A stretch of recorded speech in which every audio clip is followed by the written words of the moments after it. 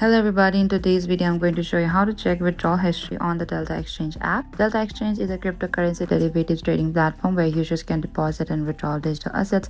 After making a withdrawal, you may want to check the withdrawal history to track the transaction status and confirm whether the funds were successfully sent. So the withdrawal section in the Delta Exchange app lets you see all the past withdrawals, including details like the cryptocurrency used, withdrawal amount, date, and transaction status. So first open to your Delta Exchange app and it will ask you for your Face ID, and after that you'll get into this interface of your Delta Exchange app. What you can do is in the top right corner we can find your profile icon. Tap on the profile icon, and under the profile icon we can find to this transaction logs on the bottom. Under this transaction log we can find all of this asset history, order history, fill history, and your transfer history. Under this you can also find your transaction history and your transfer history. Inside this wallet you need to verify your KYC, and over here you'll find all of your withdrawal history. You may see different categories like a deposit, withdrawals, and transfers, and the failed transaction was not processed. Thank you for watching this video. I hope I could help you. If you have any queries or confusion, please comment down and we will reach out to you very soon.